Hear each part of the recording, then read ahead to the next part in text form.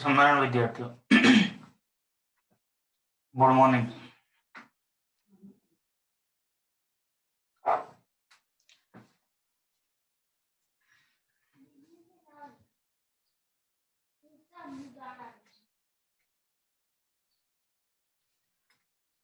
उदाहरण 5 ની વાત થઈ હતી આપણે આગળ। પછી ઉદાહરણ 6 આવે છે, પણ ઉદાહરણ 6 માં લોગની ગણતરી છે। તમને કેમેસ્ટ્રીમાં સરે લોગ ભણાવી દીધું। લોગ ની ગણતરી શીખવાડી છે સરે। લોગેરિધમ नहीं सर। તો આપણે કાલે પછી એટલે સોમવારે ગણતરી કરીને પછી ઉદાહરણ નંબર 6 ગણીશું। અત્યારે ઉદાહરણ 7 અને આગળની થિયરી એ કરીએ। આમે મેં તમને જે લખાવ્યું છે એમાં તો એ જ ક્રમ છે, 7 પછી જ થિયરી પછી ઉદાહરણ 6 આવે છે। એના માટે આપણે અલગથી log, natural sine, natural cos, natural tan કઈ રીતે જોઈએ એમ લોગ ટેબલમાં લોગ પણ આવે। કેલ્સી હોય તો તમે ડાયરેક્ટ લોગ જોઈ શકો છો। કેલ્સી વગર તમારે ટેબલની મદદથી લોગ જોવો પડે। અત્યારે તો તમારી પાસે કેલ્ક્યુલેટર હોય અથવા તો મોબાઈલ ફોનમાં કેલ્ક્યુલેટર હોય એમાં લોગેરિધમ આવે છે। ડાયરેક્ટ લોગ કરીને વેલ્યુ મૂકો એમાં તરત કિંમત મળી જાય। પણ એક્ઝામમાં જ્યાં કેલ્સી એલાઉડ નથી ત્યાં કેવી રીતે ગણવું। અને એક બીજું કે સાદું કેલ્સી એલાઉડ છે તો સાદા કેલ્સીની મદદથી તમે લોગ કઈ રીતે ગણી શકો એ પણ હું તમને ટ્રીક આપીશ। પહેલા આપણે લોગ ટેબલ આખું સમજીશું, પછી એની શોર્ટકટમાં કઈ કઈ રીતે ગણતરી થાય એ વાત છે। ઉદાહરણ 7 ઉપર જે વિદ્યાર્થીઓ રકમ જોઈએ। એમ દળનો એક દડો એલ લંબાઈની દોરી એટલે દળ રહિત દોરી વડે લટકાયો છે। એટલે દડો અહીંથી અહીંયા તમારો હાથ છે, અહીંથી તમે બોલ આમ લટકાયો છે। હવે સમક્ષ દિશામાં v જેટલા વેગથી ગતિ આપવા માટે અહીંથી કોઈ દડાને ધક્કો મારે છે। હવે તમે તમારા બીજા હાથથી આમ ધક્કો મારો છો, એટલે વેગ આપ્યો। દડો છે ઉછળીને અહીંયાથી અહીંયા ગયો, ત્યાંથી અહીંયા ગયો, સી બિંદુ સુધી પહોંચે છે। જ્યારે સી બિંદુ પાસે પહોંચે ત્યારે એટલે ગતિ આપવામાં આવે ત્યારે તે ઊર્ધ્વ સમતલમાં અર્ધવર્તુળ માર્ગે જાય છે તથા મહત્તમ ઊંચાઈ આવેલા સી બિંદુ પાસે દોરી સહેજ ઢીલી થાય છે। અહીંયા સુધી દોરીમાં તણાવ છે, અહીંયા તણાવ છે, અહીંયા આવે ને ત્યારે તણાવ બળ નથી આવતું, એટલે તણાવ બળ શૂન્ય થઈ જાય છે, થોડીક ઢીલી પડે છે। ઊર્ધ્વ સમતલમાં તે આકૃતિ 6.6 વડે દર્શાવ્યું છે, આ દર્શાવ્યું છે। તો પ્રારંભિક વેગ v0 કેટલું અને બિંદુ બી અને સી પાસે એની ઝડપ કેટલી તથા સી અને બી પાસે ગતિ ઉર્જાનો ગુણોત્તર માટેના સમીકરણો મેળવો।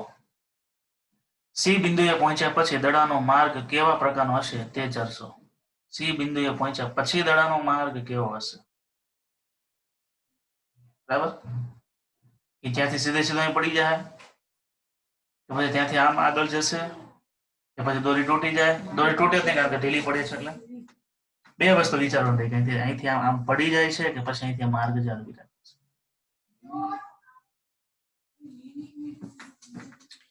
આપણે એ બી અને સી ત્રણેય જગ્યાએ સમતોલન સ્થિતિની વાત કરવી પડશે। કઈ રીતે બળ લાગે છે એની પણ વાત કરવી પડશે, બરાબર? ચલો આ આકૃતિને આપણે રીડ્રો કરીએ અને એમાં જે કઈ વસ્તુને આપણે જરૂર છે એ બધું ઉમેરતા જઈએ। આકૃતિ દોરો બધા વિદ્યાર્થીઓ। આખે આખો દાખલો આકૃતિ ઉપર જ છે, 4 માર્ક્સ માટે આઈએમપી।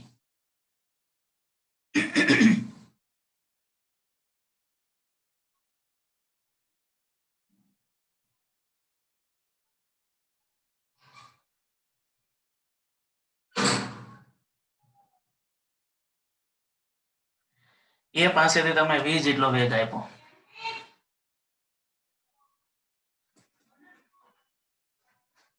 એ બિંદુ પાસે વજન બળ mg હોય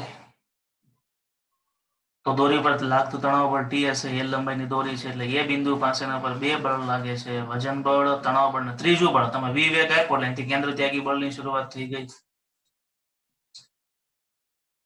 તો એ બિંદુ પાસે ગતિ ઉર્જા કેટલી કે 1/2 mv0² એ રીતે અપાય. અને એ છે એને આપણે ઊંચાઈમાં એને સંદર્ભ તરીકે ગણી લઈએ. સંદર્ભ પાસે ગતિ ઉર્જા તો છે પણ સ્થિતિ ઉર્જા u બરાબર 0 કારણ કે હાઈટ 0 છે. ત્યાંથી દડો બી પાસે આવે, ખાસ ધ્યાન આપ્યું, બી પાસે આવશે ત્યારે એનો વેગ વીબી થઈ જાય છે સ્પર્શકની દિશામાં બતાવવામાં, વીબી સ્પર્શકની દિશામાં. અને એ કરતા બી ની હાઈટ કેટલી થાય, એલ લંબાઈની દોરી હોય તો એલ જેટલી હાઈટ ઉપર આવ્યો, એલ જેટલી હાઈટ ઉપર આવે તો ત્યાં બી પાસે સ્થિતિ ઉર્જા કેટલી થઈ જાય, યુ બરાબર mgh, h ની જગ્યાએ એલ આવશે. અને ધારો કે બી પાસે એનો વેગ વીબી જેટલો છે તો બી પાસે ગતિ ઉર્જા થાય 1/2 vb² એમ લખવાનું, v0² નહીં, vb². એક સુધારો કરજો. અને બી બિંદુ પાસે વેગ આપણે ગણવા, એ બધું થઈ જશે. અત્યારે વેગ vb², અહીંયા v0 અહીં પ્રારંભિક v હતો એટલે છે, પણ અહીંયા જેટલો v0 હતો એટલો અહીં ન હોય, એટલે v0 ના મૂકી શકે. તો કેટલો હોય, જે હોય ત્યાં આપણે vb સ્વીકાર લીધો છે. અહીંયા આ છે ને આને આમ નહીં બતાવવાનું, અહીં સ્પર્શક દિશા આમ બતાવો, આમ સ્પર્શક દિશામાં બતાવો બેટા. ગતિ ચાલુ જ રાખે છે. કોણ છે, બી બિંદુ પાસે સી બિંદુ પાસે આવે, સી બિંદુ પાસે આવે એટલે અહીંયા વીસી આ બાજુ બતાવે બરાબર છે. સી બિંદુ પાસે એની ગતિ ઉર્જા કેટલી, તો કેસી બરાબર 1/2 mvc² કરજો, ને સુધારો vc². હવે એ બિંદુ કરતા સી બિંદુની હાઈટ કેટલી થાય, એલ એક વખત અને એલ 2l થઈ જાય. ત્યાં સ્થિતિ ઉર્જા યુસી બરાબર mg2l થાય, mg2l. અહીંયા તમે દોરીને પકડી છે તો દોરીથી અહીંયા સુધીનું અંતર એલ કહેવાય. અને એ અંતરે આ ગતિ કરે છે ત્યારે વેગ વીસી છે. અને કેન્દ્ર ત્યાગી બળ કેટલું લાગે, એફસી લાગે. સી પાસે કેન્દ્ર ત્યાગી બળ કેટલું લાગે. તમે સાહેબ અહીં તો દોરી ઢીલી પડી ગઈ છે તો કેન્દ્ર ત્યાગી બળ ક્યાં લાગે, એમ દોરી ઢીલી પડી ગઈ છે પણ વજન બળ તો છે કે નહીં, વજન બળ છે છતાં પણ પદાર્થ તો સી બિંદુ પાસે જ છે, તણાતો નથી. એટલે તણાવ બળ નથી પણ વજન બળનું સંતુલન કરવા માટે એમજી ની જરૂર પડે કે ન પડે, અરે એફસી ની જરૂર પડે કે નહીં. એટલે વજન બળને અહીંયા કોણ સમતોલે છે, એફસી સમતોલે છે. વજન બળને એમજી સમતોલે, અરે વજન બળ એમજી ને એફસી જો સમતોલી લેતો હોય તો દોરી ઉપર તણાવ શું થઈ જાય, 0 થઈ જાય. કારણ કે જેટલું વજન બળ છે એટલું શું થાય, કેન્દ્ર ત્યાગી બળ છે. કેન્દ્ર ત્યાગી બળ શું કામ છે, તો કે સી બિંદુ પાસેનો વેગ 0 નથી થતો, તણાવ ભલે 0 થઈ જાય પણ વેગ 0 નથી, સમજો. વિદ્યાર્થીઓ સમજી લે છે તણાવ ઢીલો છે ને એટલે વેગ અહીં 0 થઈ જતો છે, એમ નહીં, વેગ તો વીસી જેટલો છે જ, બરાબર ને. વીસી ને કારણે કેન્દ્ર ત્યાગી બળ લાગે, એટલે કેન્દ્ર ત્યાગી બળ અહીંથી આમ એરો કરીને બતાવો, એફસી, એફસી નો એરો બતાવો, dot dot dot dot, FC બરાબર લખો mvc² એટલે ક્યાં ક્યાં સુધારો કરવો પડે, અહીંયા v0 છે ત્યાં vc² આવશે, અહીંયા vb² છે, અહીંયા v0² છે ત્યાં vb આવશે. બી પાસે બી જેટલો વેગ, સી પાસે સી જેટલો વેગ, એટલે અહીંયા તણાવ બળ 0 છે. વજન બળ અહીંયા પણ લાગે, વજન બળ અહીંયા પણ લાગે, વજન બળ અહીંયા પણ લાગે, બધે લાગે, બરાબર. કેન્દ્ર ત્યાગી બળ અહીંયા પણ લાગતું હશે, અહીંયા પણ લાગતું હશે, અહીંયા પણ લાગતું હશે. તણાવ બળ અહીંયા અને અહીંયા લાગે, તણાવ અહીંયા, તણાવ ઢીલું થઈ જાય છે, તણાવ અહીંયા નથી લાગતું. એટલું આકૃતિમાં તમારે ખાસ ક્લિયર કરવાનું છે. આકૃતિ બધાને ક્લિયર. હવે આપણે શરૂઆત કરીએ એ બિંદુ પાસેથી. ચલો, એ બિંદુ પાસે દડાની કુલ ઉર્જા કેટલી લખતા જાઓ. એ બિંદુ પાસે બોલની કુલ ઉર્જા યુ એ પ્લસ કે એટલે કે ઈ એ બરાબર યુ એ પ્લસ કે. યુ એ તો 0 છે, કે એની કિંમત મૂકો એટલે ઈ એ બરાબર 1/2 mv0². સમીકરણ 1.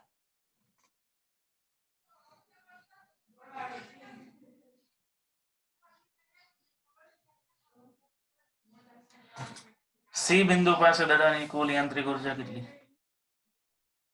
સી બિંદુ પાસે દડાની કુલ યાંત્રિક ઉર્જા તો યુસી પ્લસ એસી.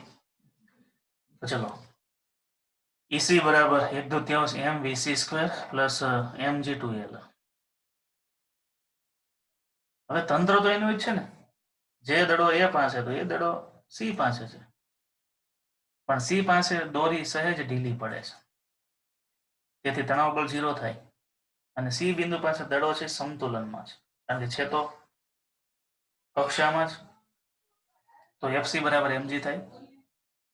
તો એફસી ની કિંમત M VC square M VC square upon L is equal to MG માંથી એમ વીસી સ્ક્વેર બરાબર શું થયું? એમજીએલ મળ્યું. આની જરૂર પડશે એમ વીસી સ્ક્વેર ની કિંમતમાં એમજીએલ, ને બીજું વીસી સ્ક્વેર એટલે શું થયું? એમ કેન્સલ થયા એટલે જીએલ થયું. વી બરાબર શું થયું? રૂટ જીએલ થયું. આની પણ જરૂર પડશે. હવે ફરીથી આપણે સી બિંદુ વાળા સમીકરણમાં લો. સી બિંદુ વાળું સમીકરણ છે ને, એમાં શું હતું? તો એમ VC square, M VC square ની જગ્યાએ શું લખી શકીએ આપણે? એમ જીએલ લખી શકીએ. લખી નાખો એમ જીએલ, બરાબર. 1/2 તો રહે જ. 2 mgl, આ બેનું સાદુરૂપ કેટલું થાય? 2 × 2 ને 1 2 2 4 ને 1 5 5/2 mgl. એટલે સી બિંદુ પાસે ઉર્જા આપણને એટલી મળી.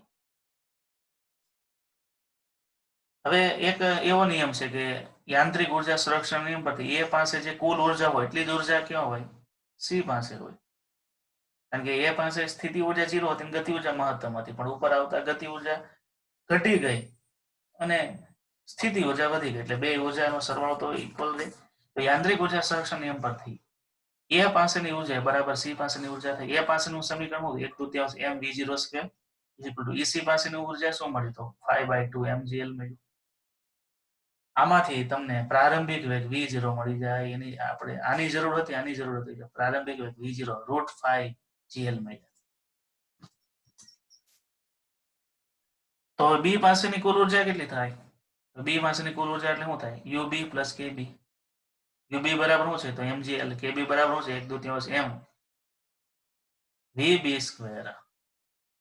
તો પાછો વીબી કેટલું? તો યાંત્રિક ઉર્જા સંરક્ષણ નિયમ પરથી ઈ પાસેની ઉર્જા અને એ પાસેની ઉર્જા સમાન થાય. તો ઈ પાસેની ઉર્જા mgl પ્લસ 1/2 એમ વીબી સ્ક્વેર પ્લસ એ પાસેની ઉર્જા કેટલી થાય? તો 1/2 v0 સ્ક્વેર. વિદ્યાર્થી v0 બરાબર શું મળ્યું?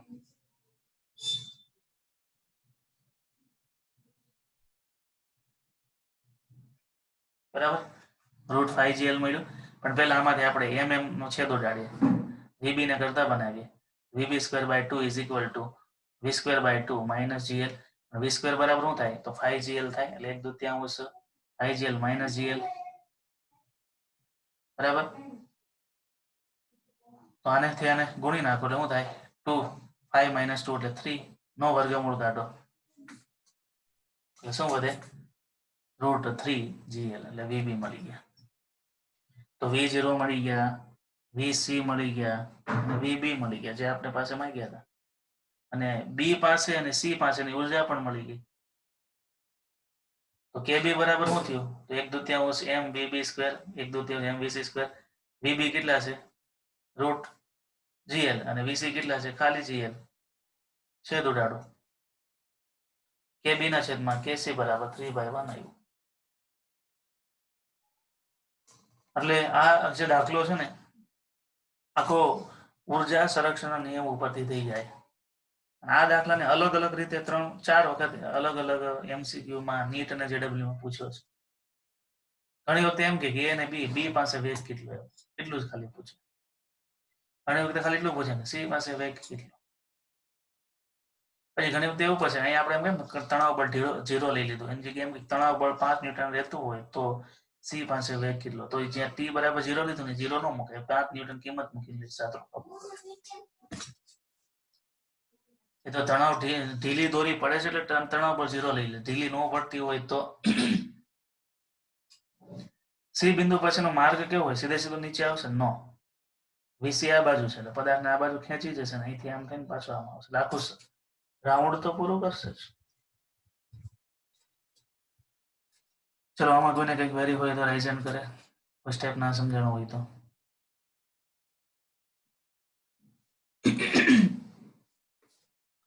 શરૂઆત તમારે એ અને સી બિંદુએથી કરવાની છે.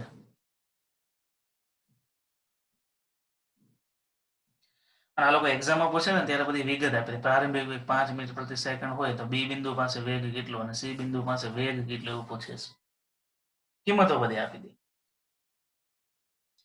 તો તમારે આ સૂત્રો જે મળ્યા એની જગ્યાએ તમારે કિંમતો મળે એમાં તમારે મૂલ્ય મૂકી અને સાદુરૂપ આપવું પડે.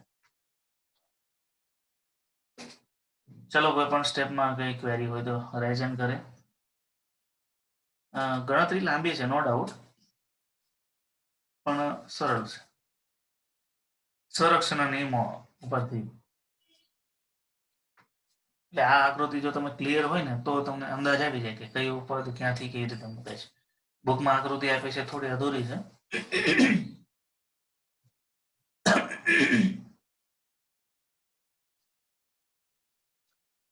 બધાને ક્લિયર? જેટલાને ક્લિયર થઈ ગયું હોય એ રાઇઝ હેન્ડ કરે.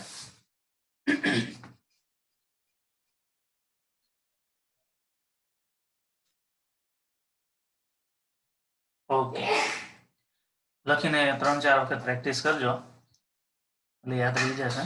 4 માર્ક્સ માટે આઈએમપી છે અને તમારે 11 સાયન્સમાં તો 4 માર્ક્સમાં પૂછાય એવા અમુક લિમિટેડ દાખલાઓ છે.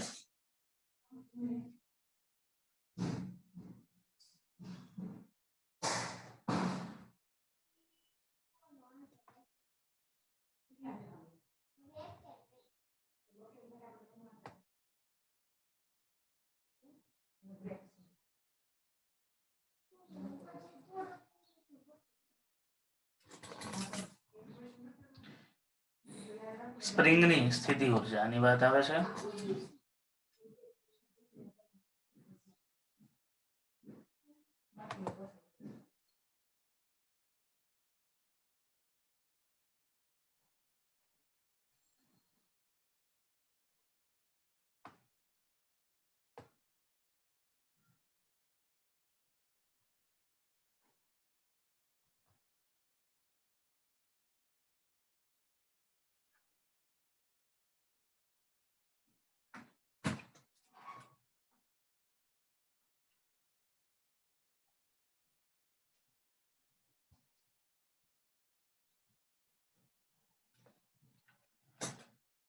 સ્પ્રિંગના દોલનો તમે કદાચ ન જોયા હોય કારણ કે પ્રેક્ટિકલ લેબમાં જે જોવા મળે. મારી પાસે એકાદી કંઈક વિડીયો હતી, જો મળે તો તમને બતાવો.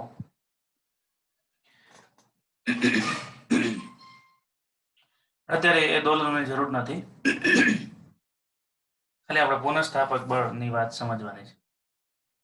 તો આગળનો જે મુદ્દો છે ને સ્પ્રિંગની સ્થિતિ ઉર્જા સમજવા પહેલા સ્પ્રિંગમાં જે પુનઃસ્થાપક બળ આવે ને એ સમજવું પડે. એટલે મેં લખાયું છે સ્પ્રિંગનું પુનઃસ્થાપક બળ.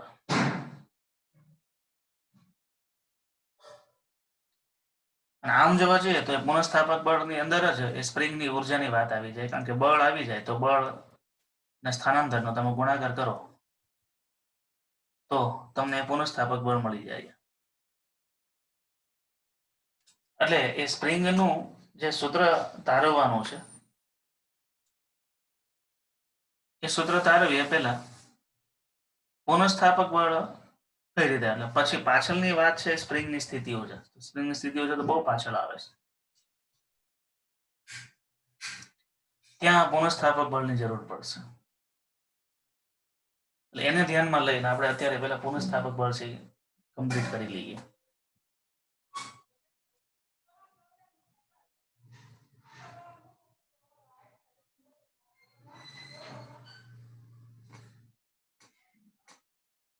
જ્યારે સ્પ્રિંગ પર બાહ્ય બળ લગાડવામાં આવે ત્યારે સ્પ્રિંગના આંતરિક ગુણધર્મોને કારણે તેના પર લાગુ પડેલ બળની વિરુદ્ધ દિશામાં એક બળ ઉત્પન્ન થાય. આ બળને સ્પ્રિંગનું પુનઃસ્થાપક બળ કહેવાય છે.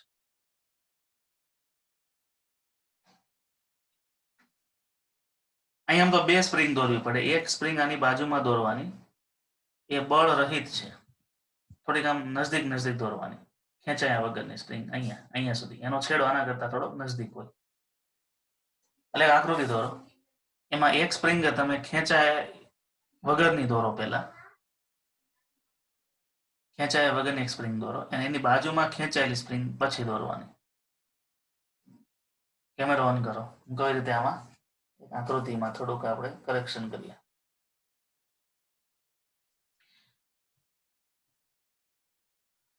એટલે આપણે એવું બતાવીએ જ્યારે વજન બળ નહોતો લટકાયો, સ્પ્રિંગના છેડે વજન નહોતો લટકાયો ત્યારે સ્પ્રિંગ છે સંકોચન સ્થિતિમાં હતી.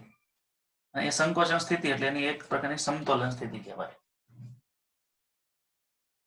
તમે ટ્રાય કરજો પીરિયડ પૂરો થાય પછી તમે કોઈ સ્પ્રિંગ હોય ને સ્પ્રિંગ ને પહેલા આ રીતના લટકતી મૂકવાની અને એ લટકતી મૂક્યા પછી તમારે કોઈ વજન છે એ લટકાવવાનું.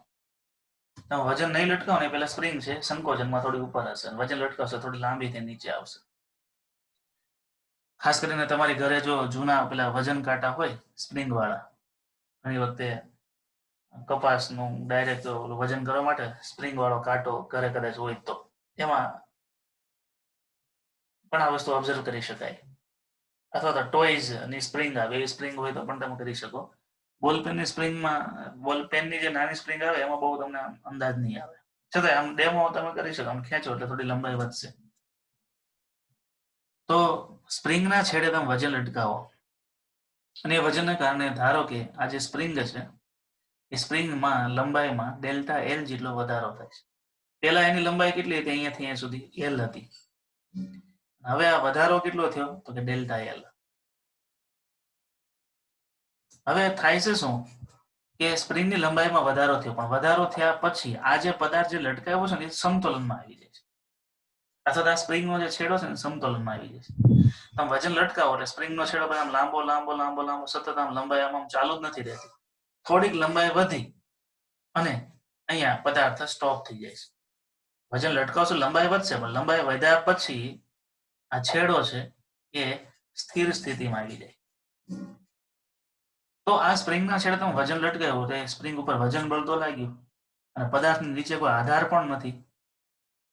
તો આધાર વગરનો પદાર્થ લટકે છે એવું તો કેમ શક્ય બને? અહીં આધાર હોય તો આ પદાર્થ સ્થિર છે, પણ આધાર તો છે નહીં. તો થાય છે શું?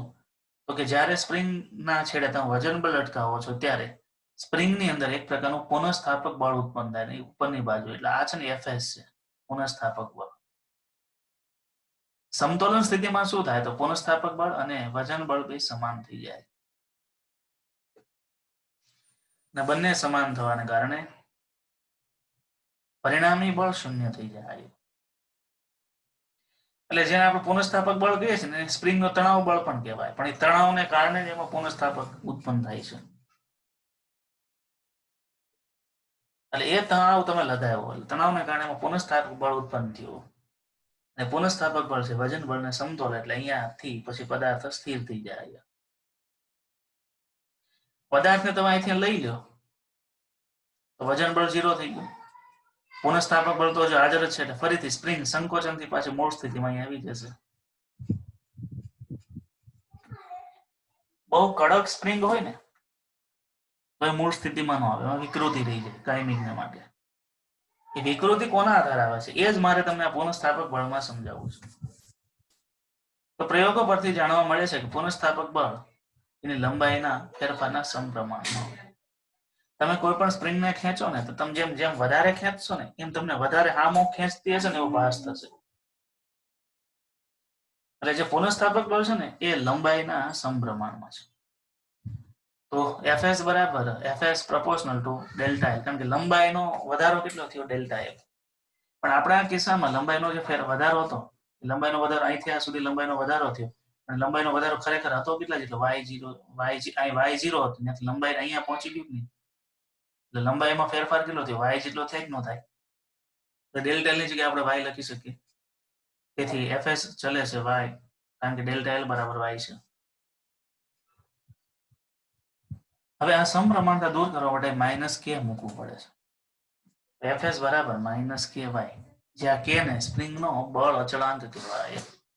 આ એક નવી ભૌતિક રાશિ. માઇનસ શું કામ? તો એવું બતાવે છે સ્થાનાંતર અને પુનઃસ્થાપક બળ પરસ્પર વિરુદ્ધ દિશાના હોય. સ્પ્રિંગને તમે નીચે ખેંચ એટલે નીચેની બાજુ સ્થાનાંતર આપ્યું તો પુનઃસ્થાપક બળ ક્યાં લાગ્યું? ઉપરની બાજુએ લાગ્યું. પુનઃસ્થાપક બળ અને સ્થાનાંતર બંને પરસ્પર વિરુદ્ધ દિશામાં હોય એટલે આપણે માઇનસ કે. પણ કે શું છે? સ્પ્રિંગનો બળ અચળાંક છે. બળ અચળાંક કોને કહેવાય? ધ્યાન આપજો. કોઈ પણ સ્પ્રિંગ નરમ છે, કડક છે કે મધ્યમ પ્રકારની છે, એનો આધાર છે ને એ આના ઉપર હોય, બળ અચળાંક ઉપર, અને એનો આધાર મટીરિયલ ઉપર હોય. તમે કયા મટીરિયલમાંથી સ્પ્રિંગ બનાવો છો એના ઉપર તેનો બળ અચળાંક નક્કી થાય, અને બળ અચળાંક ઉપરથી એનું પુનઃસ્થાપક બળ નક્કી થાય. તમે ઉદાહરણ આપો. કોઈ કડક સ્પ્રિંગ હોય તો કડક સ્પ્રિંગને તમે બહુ જોર લગાવો ને ત્યારે થોડીક જ ખેંચી શકાય, થોડીક ખેંચાય એટલે વાય નાનો છે, તમારે જોર બહુ લગાવવું પડે. શું કામ? કેનું મૂલ્ય મોટું હોય. કેનું મૂલ્ય મોટું હોય એટલે 10 ગુણ્યા 2 કરો, કેનું મૂલ્ય 10 જેટલું છે, તમે સ્થાનાંતર 2 સેન્ટીમીટર આપો છો, તો પણ 10 ગુણ્યા 2 20 ન્યૂટન તમે બળ લગાડો ત્યારે માંડ સ્પ્રિંગ ખેંચે છે.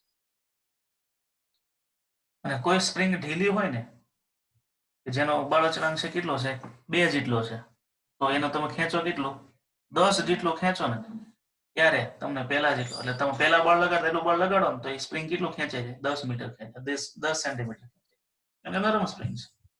પહેલામાં તમે બહુ જોર લગાવો ત્યારે માત્ર 2 જ સેન્ટીમીટર ખેંચાય છે. ઢીલી સ્પ્રિંગ હોય, નરમ સ્પ્રિંગ હોય, એને તમે એટલું જ બળ લગાડો તો કેટલી ખેંચાઈ જાય છે, 10 સેન્ટીમીટર ખેંચાય, કારણ કે એનું કેનું મૂલ્ય નાનું છે. હવે બીજી વાત એ આવે, કેનું મૂલ્ય નાનું કરવા માટે શું કરવું, તો કયા પ્રકારનું મટીરિયલ વાપરવું છે, એને યંગ મોડ્યુલસ કહેવાય. સ્પ્રિંગનો તાર જે વપરાણો છે, તારની જાડાઈ કેટલી છે, પછી સ્પ્રિંગ બનાવો છે, સ્પ્રિંગની જે વર્તુળાકાર બન્યો સ્પ્રિંગનો, સ્પ્રિંગ કેટલી જાડી છે, પતલી છે, સ્પ્રિંગનો તાર નહીં, સ્પ્રિંગ કેટલી જાડી છે, સ્પ્રિંગ કેટલી પતલી છે, એ પણ બહુ અસર કરે. અને ચોથી બાબત, સ્પ્રિંગની લંબાઈ કેટલી છે.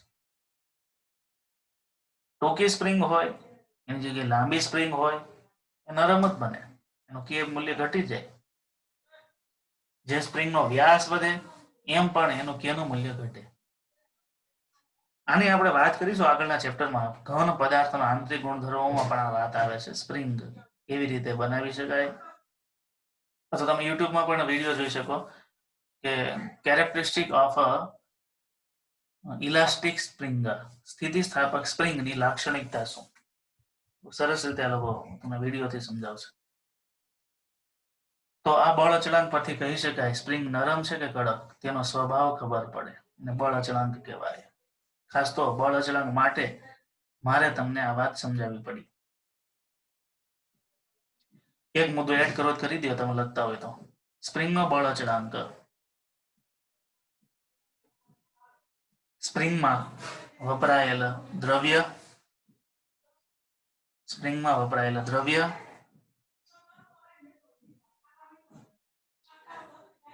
કોમા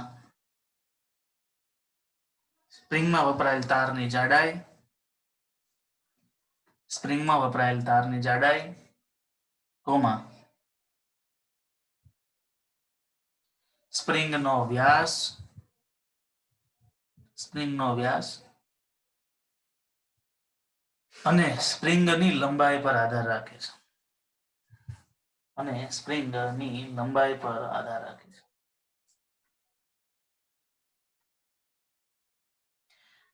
તો મારા પ્રશ્નનો તમે જવાબ આપી શકશો આ થિયરી પરથી? ચલો હું એક બે પ્રશ્ન પૂછું.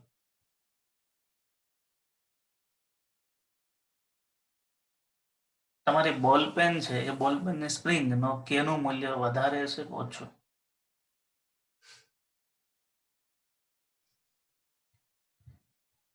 એક બોલપેન ની સ્પ્રિંગ ની વાત કરીએ છીએ અને એક સ્પ્રિંગ ની વાત કરીએ છીએ. તમારી સાયકલ ની અંદર સ્ટેન્ડ આવે, સ્ટેન્ડ ની સ્પ્રિંગ, આ બંને સ્પ્રિંગ માંથી કઈ સ્પ્રિંગ નો કેનું મૂલ્ય વધારે હશે, કઈનું ઓછું હોય, અને કેવી રીતે?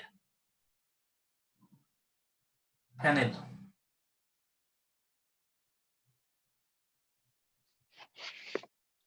Hello sir. हाँ बोलो.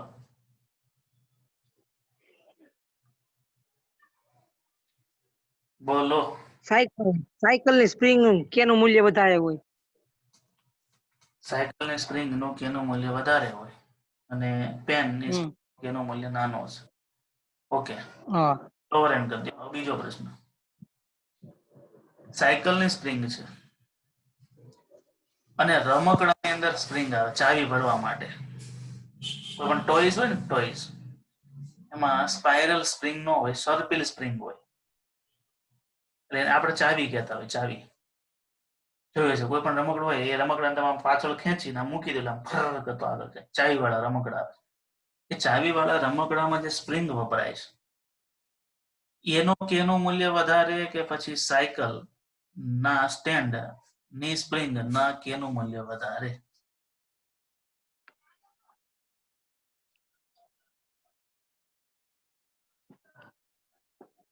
જાણ્યો? હેલો સર, હા, રમકડાની સ્પ્રિંગ નું કેનું મૂલ્ય વધારે? કારણ કે બહુ કડક હોય છે. કદાચ કોઈ તૂટી ગયેલું રમકડું હોય, તમે કાઢીને જોવો તો બહુ કડક હોય. સાયકલના સ્ટેન્ડ અને રમકડાની સ્પ્રિંગ હોય અને બંદૂકની અંદર સ્પ્રિંગ હોય. હવે વાત આખી મુદ્દાની છે. બંદૂક છે ને, એ બંદૂકની અંદર જે ઝાટકો લાગે ને, સ્પ્રિંગ નો ઝાટકો હોય છે. તો બંદૂકમાં વપરાતી સ્પ્રિંગ નું કેનું મૂલ્ય વધારે, કે પછી બસની અંદર જમ્પર આવે એ જમ્પરની સ્પ્રિંગ નું મૂલ્ય કેનું વધારે? બસ હોય, ફોર વ્હીલ હોય, ટુ વ્હીલમાં જમ્પર આવે, જોયા છે ને જમ્પર, તો પાછળ જમ્પરની સ્પ્રિંગ આવે છે. કોનું વધારે છે? રાડા મિલન, આમાં કોઈ આતંકવાદી ખબર કોનું મિલન? બંદૂકની સ્પ્રિંગ નો મૂલ્ય કેનું મૂલ્ય વધારે? વધુ હોય છે, કારણ કે તમે એને 1 સેન્ટીમીટર જેટલો ખાટકો પાછળ ખેંચો છો. સેન્ટીમીટર નહીં, એનાથી નહીં ઓછો. તમે ઘોડી દબાવો છો ત્યારે અમુક સેન્ટીમીટર જ ખેંચો છો. એમાં એ બહુ મોટી ઉર્જાનો સંગ્રહ કરી લે છે, કારણ કે એનું કેનું મૂલ્ય બહુ મોટું છે. પછી તમે ખાટકો જે રિલીઝ કરો ને, ત્યારે એ સંગ્રહ પામેલી ઉર્જા, બળ, તાકાત એ સીધી કોને લાગે? ગોળીને વાગે. ગોળી છે તાકાત સાથે એમાંથી બહાર નીકળે. સૌથી નરમ સ્પ્રિંગ કઈ? તમે નાના હતા અને રમકડામાં ઓલી આમ લગાવતા, એ સૌથી નરમ સ્પ્રિંગ. પછી આપણે ફિઝિક્સ લેબમાં પ્રેક્ટિકલ માટે સ્પ્રિંગો લટકાવેલી છે. ફિઝિક્સ લેબની ક્યારેક મુલાકાત લીધી હોય તો તમે દિવાલ ઉપર લટકતી સ્પ્રિંગ જોવા મળે. એ સૌથી નરમ હોય. એટલી બધી નરમ હોય, તમે એકવાર દોલનો આપો ને તો દોલન અડધો કલાક સુધી એનું ચાલ્યા કરે. એનું મટીરિયલ જે ટાઈપનો બનાવ્યો છે, કારણ કે એમાં તમારે દોલનનો આવર્તકાળ માપવાનો હોય, કેટલા સમયમાં દોલનો પૂરા કરે. ઝડપથી પૂરા થતા હોય તો તમે સ્ટોપ વોચ સેટ કરતા રહો તો પૂરું થઈ જાય. આવર્તકાળ દોલનો બહુ ધીમે ધીમે થાય, એટલા માટે એકદમ સ્થિતિસ્થાપક સ્મૂધ સ્પ્રિંગ હોય. અને 4-5 વર્ષથી સ્પ્રિંગ વપરાય છે. વિદ્યાર્થી ગમે એમ હળી કરતા હોય છતાં સ્પ્રિંગમાં ક્યાંય વિકૃતિ જ નથી આવી. કોઈ બે આટા છૂટા પડી ગયા હોય એવું નથી. તમારી બોલપેનની સ્પ્રિંગ હોય ને, તમે આમ કરો ને તો બે આટા છૂટા પડે, પણ આમ ગમે એટલા ભેગા કરો ને ભેગા નથી થતા. એ કાયમી વિકૃતિ રહી જાય છે. એટલે ખૂબ નરમ સ્પ્રિંગ હોય ને, એમાં ક્યારેય વિકૃતિ આવે નહીં. બહુ કડક સ્પ્રિંગ હોય ને, એકદમ વિકાર હોય. આમ વાળવા જાવ ને તો વળે નહીં, જો વળે ને તો બટકી જાય. એ બટકણી પણ હોય. સાયકલના સ્ટેન્ડ, સાયકલનું ટુ વ્હીલનું સ્ટેન્ડ ચડાવવામાં એક નાની સ્પ્રિંગ આવે છે. ટુ વ્હીલના સ્ટેન્ડ ચડાવવામાં નાની સ્પ્રિંગ આવે, ઘોડી ચડાવવામાં. એ કદાચ આમ તૂટી ગયું ને, તમે પાછી નવો વળાકડો કરવા જાવ ને તો થાય નહીં, એ પછી નવી જ લેવી પડે, એટલી બધી કડક હોય. આ બધી સ્પ્રિંગો છે એ બહુ રિઝિડ હોય. રિઝિડ એટલે કડક કહેવાય, જેનું કેનું મૂલ્ય વધારે છે. ખ્યાલ આવ્યો? આજે હું તમને વાત કરું છું બધી સ્પ્રિંગનું હિસ્ટોરી છે, કઈ રીતે સ્પ્રિંગ બને છે, શેના પર આધાર રાખવો પડે. એવું નથી કે કોઈ કંપનીએ તારને આમ કરીને સ્પ્રિંગ બની ગઈ, એ વસ્તુ નથી. એને બનાવવા પાછળ ઘણા બધા કારણો હોય છે. જમ્પરની સ્પ્રિંગો 10-10 વર્ષ સુધી ચાલે, કાંઈ નથી થતું. ચાલે જ છે ને? તો એ કયા મટીરિયલ માંથી બનાવે છે, કેવી રીતે બનાવે છે, એ બહુ બધું મેન્ટેન કરીને રાખવું પડે. બરાબર? કોઈ પણ ફોર વ્હીલર કારની ડિઝાઇન થતી હોય ત્યારે એના જમ્પર જ્યારે સેટ થતા હોય ત્યારે એનું એક્યુરેસી આ રીતે નક્કી થાય. આના ઉપર એક ચેપ્ટર છે આપણે બીજા પાર્ટમાં, ઘન પદાર્થના આંતરિક ગુણધર્મો, ત્યારે પણ વધારાની વાત કરીશું. એ સિવાય વિદ્યાર્થીનો કોઈને કંઈક ક્વેરી હોય, સ્પ્રિંગને લગતો કોઈ પ્રશ્ન હોય આ સિવાય રાઇઝન કરીને પૂછી શકે છે. ફિઝિક્સ છે ને બહુ પ્રેક્ટિકલ વસ્તુ છે. જે કાંઈ થિયરી છે ને એ આજુબાજુ આપણા લાઈફમાં સંડોવાયેલી જ હોય, આજુબાજુ રીતે સંકળાયેલી જ હોય. એટલે તમે થોડુંક એ દ્રષ્ટિથી વિચારો ને તો તમને ઘણું બધું ખ્યાલ આવે. અત્યાર સુધી તમે સ્પ્રિંગ માટે આવું ક્યાંય વિચાર્યું જ નહીં હોય. વિચાર્યું તો કોઈ સ્પ્રિંગના આવા પ્રકાર હોય ને કેવી રીતે નક્કી થાય છે? બસ એ તો સ્પ્રિંગ એટલે સ્પ્રિંગ જ. રમકડા રમી રમીને મોટા થઈ ગયા, ઢવળી નાખ્યા, ભંગાર કરી નાખ્યો, છતાં એ કઈ વિચાર્યું ને કે ચાવી કેમ ભરો છો? રમકડાની ચાવી ભરવા તમે ખાલી એક આંટો ચડાવો છો ને તો ગાડી છે 10 આંટા ફરે છે. કારણ કે તમે એક આંટો ચડાવ્યો એટલે તમે સ્થાનાંતર તો એક જ આંટાનો આપ્યું, પણ અંદર કેનું મૂલ્ય વધારે છે એટલે બહુ જાજુ બળનો સંગ્રહ કરી લે છે. અને ચાવી બહુ ટાઈટ હોય. જેમ રમકડાની ચાવી ટાઈટ હોય ને એમ એ રમકડું છે ને એ જાજુ ગતિ કરે. શું કામ? કારણ કે તમારે વધુ જોર કરવું પડે, કારણ કે એનું કેનું મૂલ્ય વધારે છે. એટલે વધારે બળનો સંગ્રહ કરવા માટે તમારે પહેલેથી જાજુ બળ આપવું પડે. સ્પ્રિંગ છે ને એક પ્રકારનું બળ સંગ્રાહક મશીન છે. એ બળનો સંગ્રહ કરી રાખે એવું પણ કહી શકીએ. અને પછી પાછું સંગ્રહ કરેલું બળ છે રિલીઝ કરે એટલે એ બળને કારણે મોટર જે ચાલે. તમે હાથ નથી અડાડતા પણ છતાંય ચાલતી છે, કારણ કે જૂનું બળ એમાં સંગ્રહ પામેલું છે. અને આ જે થિયરી છે ને એને કહેવાય સ્પ્રિંગની સ્થિતિ ઉર્જા અથવા તો સ્પ્રિંગ એ સંગ્રહ કરેલી ઉર્જા. એની વાત આપણે સોમવારના પીરિયડમાં કરીશું. હાલ તો ટેસ્ટ છે પ્રકરણ નંબર 5 ના MCQ ની. બરાબર? આ બધા કન્સેપ્ટ છે ને બહુ અગત્યના હોય, એને તમારે બહુ બારીકાઈથી ઝીણવટપૂર્વક જોવા પડે. ચલો, કોઈને કઈ ક્વેરી, ક્વેશ્ચન? અહીં આપણે પૂરું કરીએ.